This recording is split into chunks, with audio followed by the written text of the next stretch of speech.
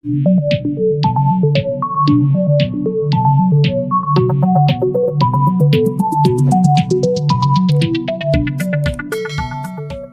Hello students, how are you? ठीक ठाक हो? चलिए, आई होप कि आप सब बढ़िया होंगे। ठीक है, तो आज का बच्चे हमारा चैप्टर है, आज हम नया चैप्टर स्टार्ट करने जा रहे हैं आपकी 9th और 11th क्लास का chapter work, energy and power. ठीक है, वर्क, एनर्जी एंड पावर। ठीक है, तो बड़ा जोश वाला नाम है सुन के। ठीक है, अच्छा लगता है कि वर्क, एनर्जी, पावर, एनर्जी। ठीक है, जोश में आ जाते हैं हम, एनर्जी एंड पावर। ठीक है, लेकिन एक चीज याद रखिए बच्चे, एनर्जी और पावर तभी होगी, तभी आएगी जब ये करेंगे, ये करना पड़ता है वर्क। ठीक है, तो वर्क, एनर्जी और पावर बच्चे हम आज शुरू करने जा रहे हैं आपका चैप्टर। ठीक है, इससे पहले हमने आपके जो 9th क्लास के chapters motion, force and laws of motion, gravitation, flotation वाले जो थे वो कंप्लीट कर लिए हैं। ठीक है, उनकी प्लेलिस्ट आपको मेरे चैनल पे मिल जाएगी पूरी। ठीक है, उन वीडियोज को शेयर कीजिए, आपके जो दोस्त हैं उनके साथ शेयर कीजिए। ठीक है, ताकि ज्यादा से ज्यादा बच्चे इस चीज का बच्चे बेनिफिट ले सके। ठीक है, तो चलिए शुरू करते हैं हम chapter work, energy and power. ठीक है, तो पहली चीज जो हम पढ़ने जा रहे हैं बच्चे वो है वर्क। क्या है? वर्क। वर्क क्या होता है? वर्क क्या है? क्या होता है वर्क? अरे काम होता है, और क्या। कितनी सिंपल सी बात है। ठीक है, वर्क क्या है? काम होता है। ठीक है, कोई भी काम करते हैं उसको वर्क बोल देते हैं इंग्लिश में, है ना। लेकिन बच्चे, जो डेली लाइफ में हम वर्ड वर्क यूज करते हैं और एक साइंटिफिकली अगर हम वर्ड वर्क यूज करते हैं, ठीक है, इन दोनों में there is a lot of differences. ठीक है, कॉमन लैंग्वेज में वर्क बोलने में और साइंस में वर्क बोलने में there is a lot of differences. ठीक है, कैसे? देखिए, एक एग्जांपल हम ले लेते हैं, एक नहीं कुछ एग्जांपल लेंगे हम। ठीक है, जैसे मान लीजिए, ठीक है, कोई स्टूडेंट है, ठीक है, कोई भी नाम मान लो उसका। ठीक है, वो उसके पेपर चल रहे हैं मान लीजिए। ठीक है, वो पढ़ रही है, वो पूरे दिन रात उसने एक कर रखा है पढ़ने में। ठीक है, वो डायग्राम्स बना रही है, नोट्स बना रही है। ठीक है, बार बार रिवाइज कर रही है, लिख लिख के देख रही है वो। ठीक है, तो कहने को हम क्या बोलेंगे कि she is doing a lot of work, और हम बोल देते हैं कि वो हार्ड वर्क कर रही है। ये सही है ना? ठीक है, वो हार्ड वर्क कर रही है। उसके जो घर वाले होंगे बहुत ज्यादा खुश हो रहे होंगे कि वाह बहुत पढ़ रही है भैया। ठीक है, तो ठीक है, अच्छी बात है, वो पढ़ रही है। लेकिन ठीक है, according to science she is doing nothing. ठीक है, according to science she is doing nothing, क्योंकि वो एक जगह पे बैठी हुई है और अपना काम किए जा रही है, बस सिंपल। ठीक है, तो साइंस के अकॉर्डिंग वो वर्क नहीं है। कॉमन लैंग्वेज में हम उसको हार्ड वर्क बोलेंगे, साइंस में उसको क्या बोलेंगे? Zero work. ठीक है, कोई वर्क नहीं। एक और एग्जांपल ले लीजिए। ठीक है, कोई सिक्योरिटी गार्ड है मान लीजिए। ठीक है, सिक्योरिटी गार्ड है, उसका काम क्या होता है? उसने जो भी कोई कंपनी है, जब बैंक है, जो ऑर्गेनाइजेशन है, उसके बाहर उसने गेट पे खड़े हुए रहना है। ठीक है, ऐसा ही होता है। तो वो जो सिक्योरिटी गार्ड है, ठीक है, वो अपनी ड्यूटी कर रहा है, वो गेट के बाहर खड़ा हुआ है ऐसे। ठीक है, तो कहने को बच्चे वो अपना काम कर रहा है, उसका काम है, डेफिनेटली उसका काम है वो। ठीक है, we should respect every work. ठीक है, कोई भी काम छोटा बड़ा नहीं होता, उसका काम है, उसको बकायदा उसके लिए सैलरी भी मिलती है। ठीक है, चाहे धूप हो, ठीक है, कोई भी मौसम हो, उसको अपनी ड्यूटी करनी ही पड़ती है। तो कहने को हम उसको हार्ड वर्क बोलेंगे। कॉमन लैंग्वेज में we will say he is doing hard work. ठीक है, वो अपनी मेहनत की कमाई खा रहा है, ऐसा ही बोलते हैं। ठीक है, कॉमन लैंग्वेज में वो वर्क कर रहा है, हार्ड वर्क कर रहा है। लेकिन again in the eyes of science, ठीक है, जो साइंस की आइज में वो कोई भी काम नहीं कर रहा, ठीक है, कोई भी काम नहीं कर रहा। तो ऐसे ही, ठीक है, दोनों एग्जाम्पल से आपको कुछ कुछ चीजें क्लियर हो गई होंगी। जैसे वो बच्ची, ठीक है, बैठ के पढ़ रही थी एक जगह पे बैठ के, सिक्योरिटी गार्ड एक जगह पे खड़ा रह के अपने काम कर रहा है, सिक्योरिटी कर रहा है, ठीक है। तो आपको कुछ क्लियर हो गया होगा कि हो सकता है साइंस तब मानती हो कि काम हुआ है जब चीज एक जगह से दूसरी जगह मूव हो, ठीक है। हाँ, सही बात है, साइंस तभी मानती है कि वर्क डन हुआ है जब, ठीक है, डिस्प्लेसमेंट हो कुछ ना कुछ, ठीक है, सही है। लेकिन कई बारी डिस्प्लेसमेंट होने के बावजूद, ठीक है, साइंस जो है वो ये कह देती है कि भैया कोई वर्क नहीं हुआ, काम करो अपना जाके, ठीक है। तो एक एग्जांपल कुली की एग्जांपल ले लेते हैं, ठीक है। जो कुली होता है, कुलीज का काम क्या है, वो भी बहुत ज्यादा अपना मेहनत करते हैं, सख्त मेहनत करते हैं, ठीक है। दूसरों का सामान उठा के बेचारे एक जगह से दूसरी जगह लेकर जाते हैं, कितना भी भारी हो, कुछ भी हो, ठीक है। तो कहने को वो काम करते हैं, उनको पैसा मिलता है उनके लिए, ठीक है। तो लेकिन, ठीक है, according to science they are also doing nothing, ठीक है, they are doing zero work. कितना? जीरो वर्क, ठीक है। तो आगे से पैसा मत दियो के कुली को के भैया आपने तो काम ही नहीं किया, हमारी साइंस की बुक में लिखा हुआ है कि आपने तो काम ही नहीं किया कोई, ठीक है। ऐसा मत बोल देना, लाफा पड़ेगा एक आपके ठीक है। तो इसमें क्यों नहीं है काम, जबकि उसने डिस्प्लेसमेंट भी की है, ठीक है। वही सारी चीजें हम यहां पे करने वाले हैं बच्चे, ठीक है। अकॉर्डिंग टू फिजिक्स वर्क क्या है, ठीक है। फिजिक्स तब कहती है कि वर्क हुआ है, ठीक है। कैसे डिफाइन कर सकते हैं? The work is said to be done, said to be done, ठीक है। कब बोलते हैं कि वर्क हुआ है? when a force is acting on body, force is acting on a body, ठीक है, and it moves through some distance, it moves through some distance, ठीक है। तो दो चीजें हैं, दो चीजें निकल के आती हैं बच्चे। अकॉर्डिंग टू साइंस वर्क कब होएगा? जब बॉडी के ऊपर फोर्स लग रही हो, पहली चीज। दूसरी चीज क्या है? It must cover some distance, ठीक है, कुछ ना कुछ डिस्टेंस वो कवर करे, तभी हम बोल सकते हैं कि बॉडी जो है वो कुछ वर्क कर रही है, ठीक है। बॉडी नहीं, मतलब जो फोर्स उसके ऊपर लगी उसने कुछ ना कुछ वर्क किया, ठीक है। और कैसे डिफाइन, मेजर कैसे किया जाता है? And is measured as the product of, ठीक है, product of force and displacement, ठीक है, applied force and displacement covered by body.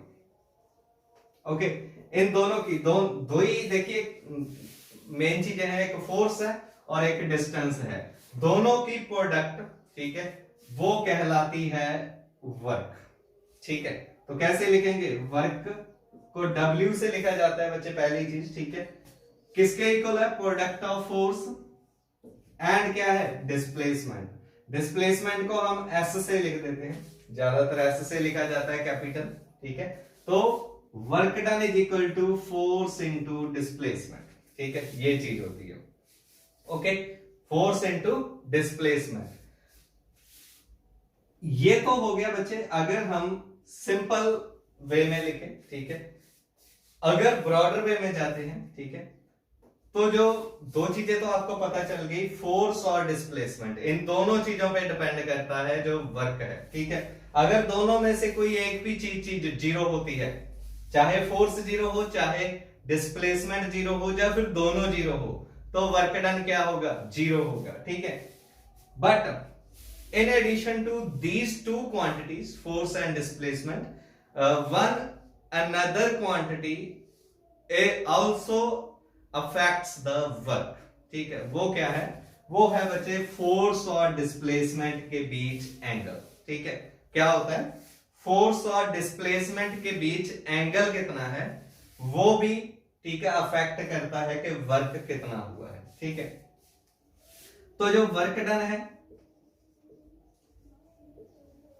It depends upon three things, तीन चीजें होती हैं। एक तो फोर्स, दूसरा डिस्प्लेसमेंट, ठीक है, और तीसरा है angle between force and displacement. ठीक है, angle between force and displacement, ये तीन चीजों को आपने याद रखना है। ठीक है, अब ये मुझे एंगल है, ठीक है, फोर्स और डिस्प्लेसमेंट के बीच, अगर हम इसको भी इन कंसीडरेशन लें, ठीक है, तो वर्क डन जो है वो एक्चुअल में इसके इक्वल होता है। Work done is equal to force into displacement into cos of theta. ठीक है, cos of theta. Cos theta बच्चे ये ट्रिग्नोमेट्री में एक कंसेप्ट रेशियो होती है। ठीक है, मैं आपको थोड़ा सा आइडिया दे देता हूं ट्रिग्नोमेट्री के अंदर। ठीक है, थीटा क्या है? पहली चीज थीटा है फोर्स और डिस्प्लेसमेंट के बीच एंगल। ठीक है, मान लीजिए फोर्स इस डायरेक्शन में लग रही है, डिस्प्लेसमेंट इस डायरेक्शन में हो रही है। ठीक है, तो दोनों के बीच एंगल कितना है? ये एंगल थीटा। ठीक है, इस थीटा का हमने कौन सा रेशियो लेना है?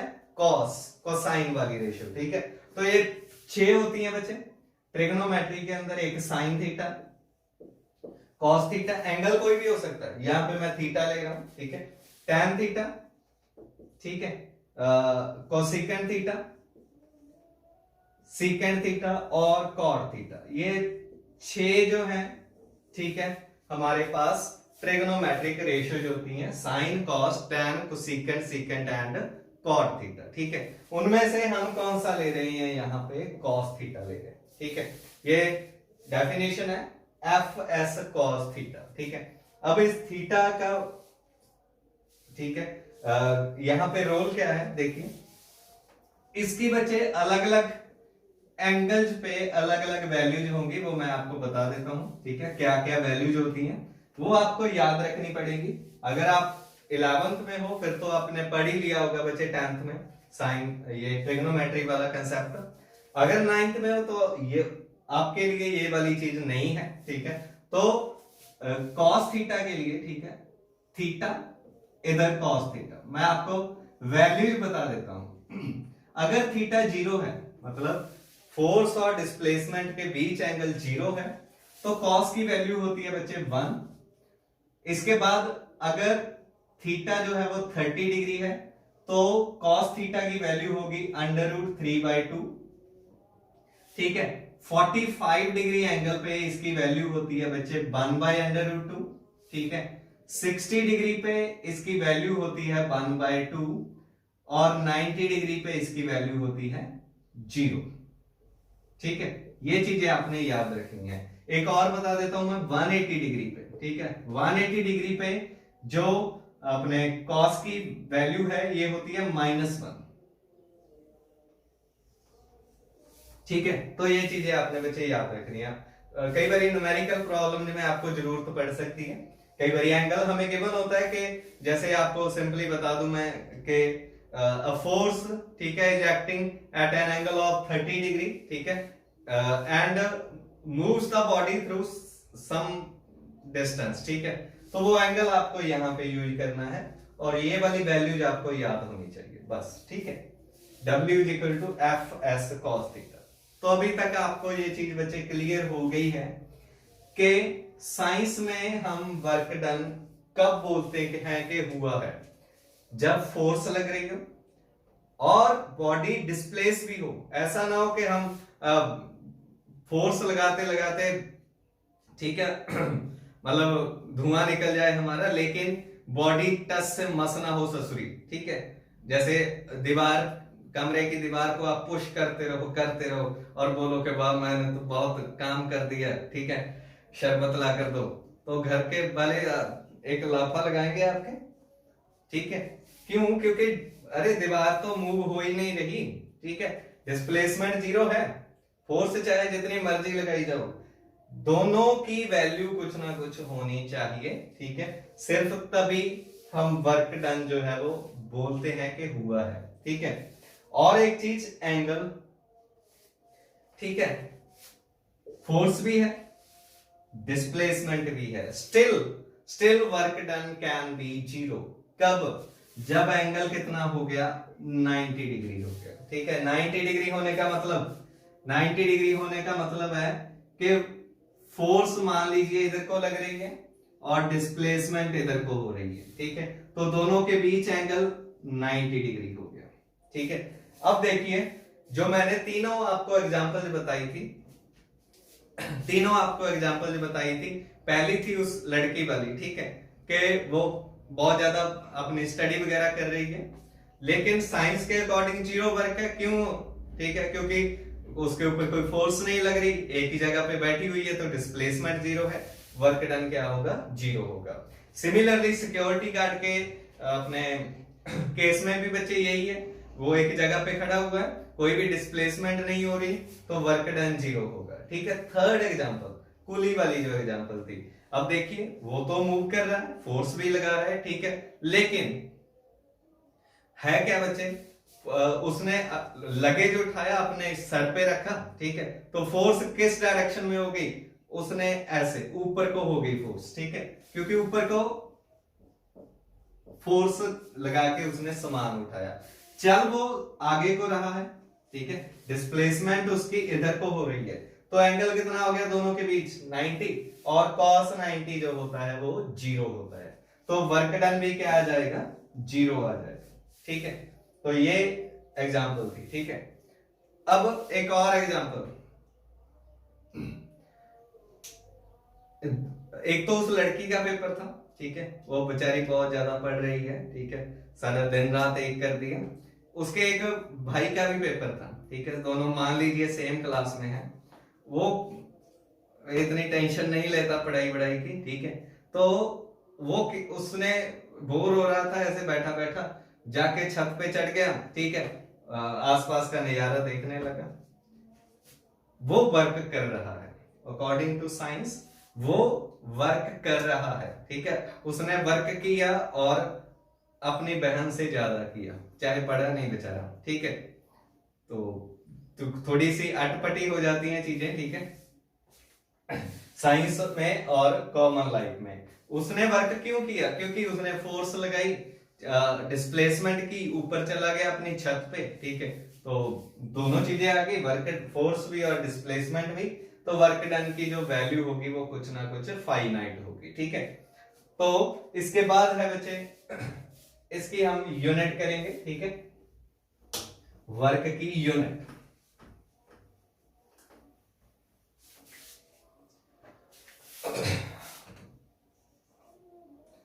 SI यूनिट ऑफ वर्क, ठीक है, जो वर्क की बच्चे SI यूनिट है वो होती है जूल। क्या है? जूल डिनोटेड बाय J, ठीक है, joule denoted by J। Joule एक साइंटिस्ट है, नाम क्या था उनका?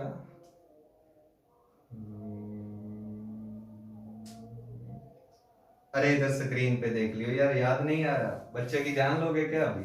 ठीक है, तो जूल इसकी SI यूनिट है, ठीक है। अब नई यूनिट इंट्रोड्यूस की है तो हमें इसको डिफाइन भी करना पड़ेगा, ठीक है। वर्क डन, ठीक है, वर्क डन को हमने 1 जूल लिख दिया, किसके इक्वल आएगा? फोर्स की SI यूनिट क्या होती है? न्यूटन, ठीक है, और डिस्प्लेसमेंट की क्या होती है? मीटर, ठीक है। तो 1 जूल किसके इक्वल आया? 1 न्यूटन मीटर। यहां पे तो एंगल है, एंगल की कोई यूनिट, ठीक है, नहीं लेंगे हम, 1 न्यूटन मीटर, ठीक है। तो यहां से डिफाइन कर सकते हो बच्चे वर्क को, कैसे डिफाइन करेंगे हम? कैसे डिफाइन करेंगे? Work done by a force, ठीक है, work done by a force is said to be 1 joule, ठीक है। कब होगा? इफ 1 न्यूटन फोर्स, ठीक है, if 1 newton force moves a body, ठीक है, through a distance of 1 metre, ठीक है। डिस्टेंस कितना होना चाहिए? 1 मीटर होना चाहिए। फोर्स होनी चाहिए 1 न्यूटन, डिस्टेंस कितना होना चाहिए? 1 मीटर। अगर ये दोनों चीजें हैं तो हमारे पास जो वर्क होगा वो 1 जूल के इक्वल होगा, ठीक है। चलिए इसके बाद इसकी सीजीएसई यूनिट की बात करते हैं। ये तो है एसआई यूनिट, ठीक है। जो सीजीएसई यूनिट है बच्चे वर्क की, वो होती है अर्ग, ठीक है, ERG। अब जो अर्ग है, 1 अर्ग इज इक्वल टू, अगर इसको हम रिलेशन देखें इसका इसके साथ, जूल के साथ, ठीक है। वैसे 1 अर्ग किसके इक्वल आएगा? न्यूटन की जगह पे डाइन, मीटर की जगह सेंटीमीटर, ठीक है। तो 1 erg is equal to 1 dyne centimetre. अगर इसका रिलेशन देखें हम एसआई यूनिट जूल के साथ, तो ये होता है बच्चे 10⁻⁷ जूल। याद रखिएगा, ठीक है। 1 erg is equal to 10⁻⁷ joule. Okay, चलिए इसके बाद नेक्स्ट थिंग है हमारे पास टाइप्स ऑफ वर्क, ठीक है। Types of work done.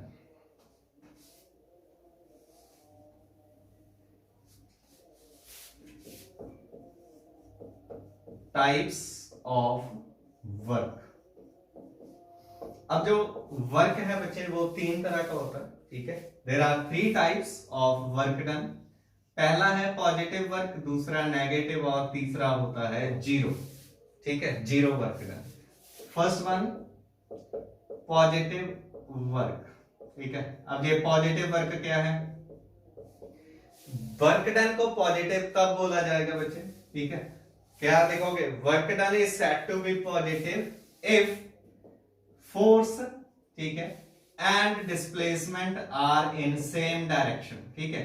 If force and displacement are in same direction, okay, ठीक है। जब वो सेम डायरेक्शन में हुई, इस डायरेक्शन में हमने फोर्स लगाई, ठीक है। इसके ऊपर लगा दूं क्या? अरे नहीं यार, गिर जाएंगी, ठीक है। इस डायरेक्शन में फोर्स लगाई, उसी डायरेक्शन में अगर डिस्प्लेसमेंट हो, ठीक है, तो वर्क डन को पॉजिटिव बोला जाएगा, ठीक है। एंड अब देखिए 2 चीजें तो हो गई। वर्क डन किसके इक्वल था? Fs cos थीटा, ठीक है। फोर्स की और डिस्प्लेसमेंट की बात तो होगी कि दोनों सेम डायरेक्शन में हो। इसका क्या? अरे इसको छोड़ा मत करो भैया, ये भी इसके साथ है, ठीक है। तो इसकी भी बात करनी पड़ेगी साथ। जो एंगल है, एंगल जो है जब तक 90 डिग्री से कम रहेगा, ठीक है, कम रहेगा, उसकी वैल्यू जो है वो क्या होगी? पॉजिटिव रहेगी, ठीक है। एग्जाम्पल कोई भी ले लीजिए। आपने बॉल पे ऐसे किक मारी, ठीक है, तो उधर को जाएगी वो जिस डायरेक्शन में आपने फोर्स लगाई है, ठीक है। तो पॉजिटिव वर्क डन हो गया। दूसरा होता है नेगेटिव वर्क। नेगेटिव वर्क कब होगा? अब ठीक है, इससे उल्ट लिख दीजिए। इफ फोर्स एंड, ठीक है, force and displacement are in opposite direction, ठीक है। दोनों जब ऑपोजिट डायरेक्शन में हो तब, ठीक है। फोर्स इधर को लगाई, डिस्प्लेसमेंट ससुरी उधर को होगी, ठीक है। ऐसा होता है? अरे होता है, बताता हूं, ठीक है। इसकी भी बात करनी पड़ेगी, ठीक है। थीटा की भी बात करनी पड़ेगी। थीटा क्या हो? थीटा ग्रेटर देन 90 डिग्री हो। जब थीटा 90 से बड़ा हो गया, ठीक है, तो उसकी वैल्यू जो हो माइनस में होनी शुरू हो जाती है, ठीक है। तब जो वर्क डन है वो नेगेटिव होगा, ठीक है। एग्जाम्पल ऐसे कोई एज तो नहीं होगी बच्चे, लेकिन अगर हम देखें जो अपोजिंग फोर्सेज होती हैं, अपोजिंग फोर्सेज जो अपोज करती हैं किसी चीज को, जैसे फ्रिक्शन आपने पढ़ा होगा, फोर्स ऑफ फ्रिक्शन, ठीक है, वो मोशन को हमेशा अपोज करती है। ऐसे ही जो टेंशन प्रोड्यूस होती है किसी स्ट्रिंग में, ठीक है, या किसी स्प्रिंग में, जो जिसको रीस्टोरिंग फोर्स भी बोला जाता है, ठीक है। ऐसे ही विस्कोसिटी होती है लिक्विड्स में, ठीक है, गैसेज में। तो ये सभी जो है वो मोशन से हमेशा ऑपोजिट काम करते हैं, ठीक है। जैसे हम चल रहे हैं, या फिर उसी बॉल की एग्जांपल ले लीजिए, हमने अप्लाई की फोर्स, वो उस डायरेक्शन में जाएगी जिसमें हमने फोर्स लगाई है, ठीक है। लेकिन हम देखते क्या है बच्चे कि कुछ टाइम बाद वो रुक जाती है, रुकती है ना, ठीक है। वो क्यों रुकती है? वो रुकती है ड्यू टू फ्रिक्शनल फोर्स, ठीक है। क्योंकि जो फ्रिक्शनल फोर्स है बच्चे वो हमेशा उससे ऑपोजिट काम करेगी जो फोर्स हमने लगाई है, ठीक है। तो हमारे द्वारा लगाई हुई फोर्स ने वर्क डन किया वो पॉजिटिव होगा, लेकिन जो वर्क डन फ्रिक्शनल फोर्स ने किया है, ठीक है, वो वाला वर्क डन बच्चे नेगेटिव होगा, क्योंकि डिस्प्लेसमेंट उसकी इधर को हो रही थी, फ्रिक्शनल फोर्स इधर को काम कर रही थी, ठीक है। तो ऑपोजिट हो गया। Third, zero work. Third, zero work, ठीक है। जीरो वर्क कब होगा? कब होगा? जब फोर्स जीरो हो, या डिस्प्लेसमेंट जीरो हो, या दोनों जीरो हो, या फिर बस हो गया, नहीं हुआ। अरे इसकी भी बात करनी है, थीटा की भी, ठीक है। क्या लिखेंगे? इफ एनी और बोथ, ठीक है, force and displacement is zero, ठीक है। इनमें से कोई एक या फिर दोनों अगर जीरो हो, ठीक है, तब, और थीटा क्या होना चाहिए? थीटा यहां पे होना चाहिए 90 डिग्री के इक्वल। जब 90 डिग्री होगा, जैसे आपको उस टेबल में बताया था, 90 डिग्री पे वर्क डन जो है वो जीरो हो जाता है, ठीक है। तो इस चीज का बच्चे ध्यान रखना है आपने, ठीक है। तो ये थी तीन टाइप्स। इसकी एग्जांपल जैसे हमने कुली वाली एग्जांपल ली थी अभी, वही सेम एग्जांपल आप यहां पे दे सकते हो, ठीक है। तो ये थी वर्क डन की टाइप्स, ठीक है। इसके बाद आइए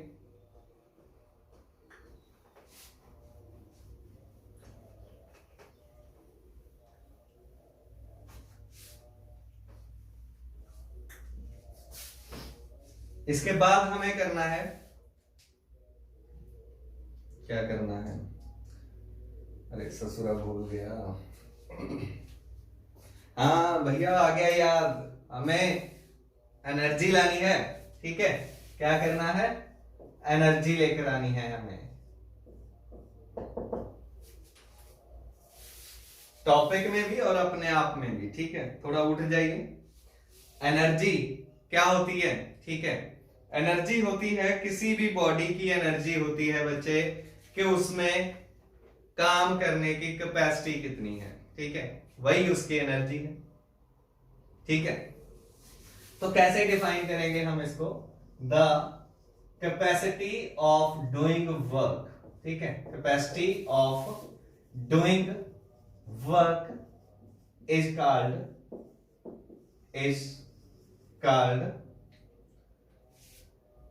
एनर्जी, ठीक है।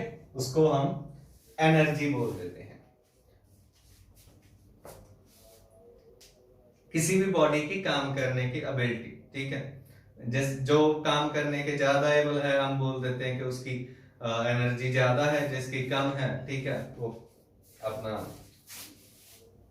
कमाकर खाएगा और क्या, ठीक है।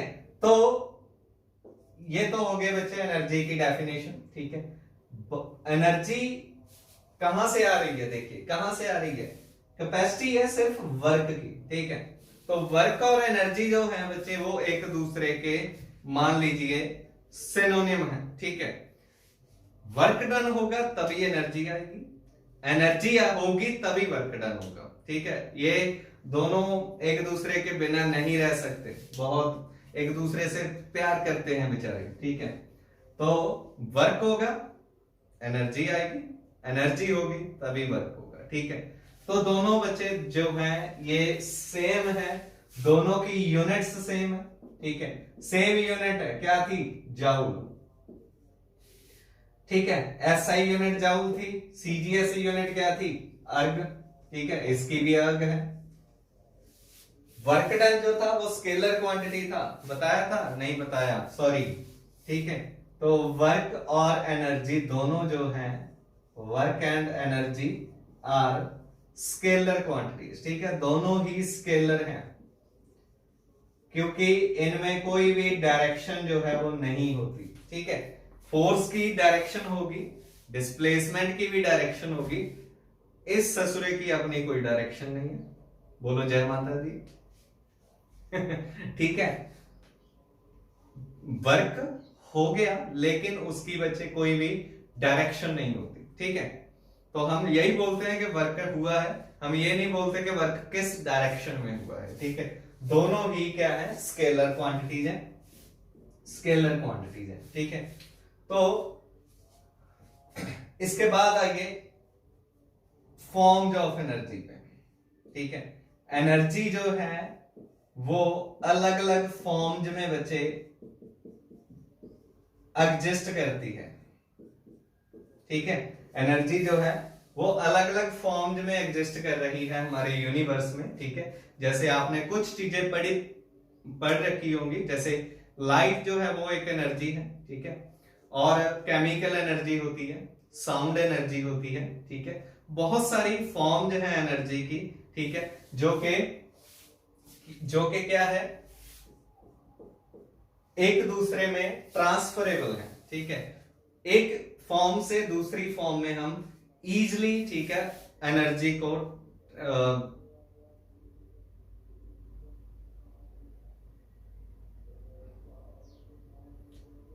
कन्वर्ट कर सकते हैं, ठीक है।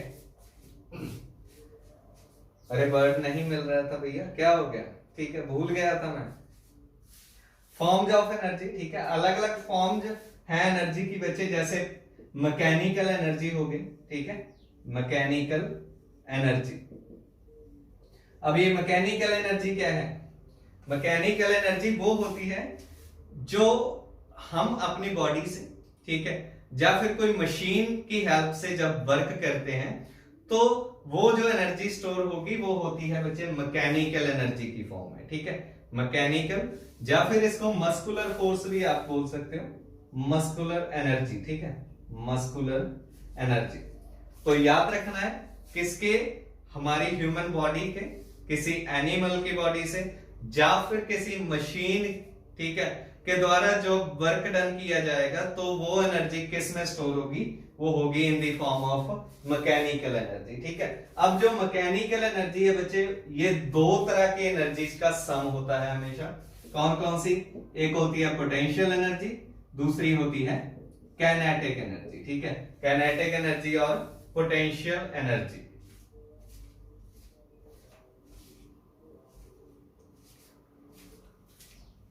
ठीक है, potential energy and kinetic energy. दूसरी इसके बाद आती है जैसे लाइट एनर्जी है, ठीक है, जो लाइट हमें दिखती है वो एक तरह की एनर्जी होती है, ठीक है।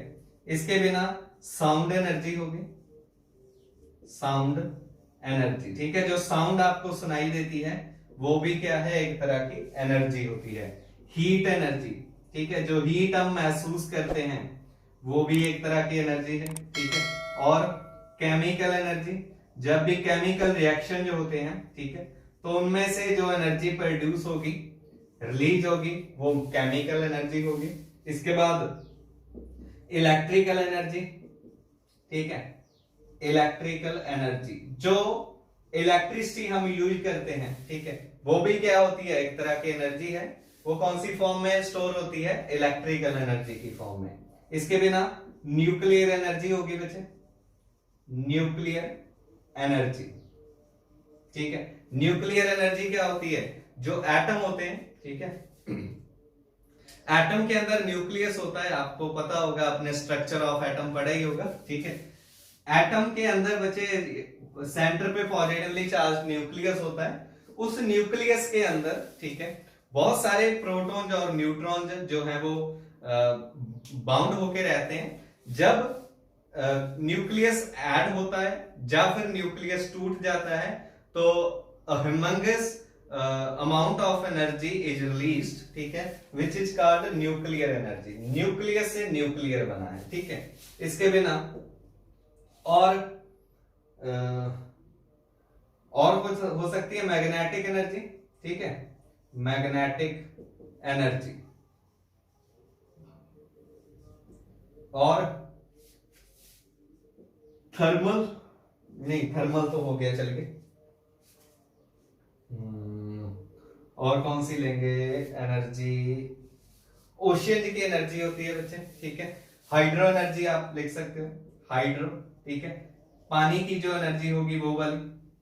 ऐसे ही जियोथर्मल एनर्जी होती है, ठीक है, जियोथर्मल एनर्जी जो अर्थ के अंदर से मतलब गर्मी निकलती है, ठीक है, वो वाली एनर्जी। ओके, तो there are many other forms of energy, ठीक है, जो पाई जाती है, एग्जिस्ट करती है हमारे यूनिवर्स में, ठीक है। तो ये थी कुछ फॉर्म्स ऑफ एनर्जी, ठीक है। वर्क और एनर्जी के बारे में हमने कुछ डिटेल में किया है बच्चे, कुछ टॉपिक्स, ठीक है। तो इसके बाद हम आपके सिलेबस में जो है बच्चे मैकेनिकल एनर्जी, ठीक है, मैकेनिकल एनर्जी के बारे में डिटेल में पढ़ेंगे। दो एनर्जीज का समय आपको बताया, काइनेटिक और पोटेंशियल।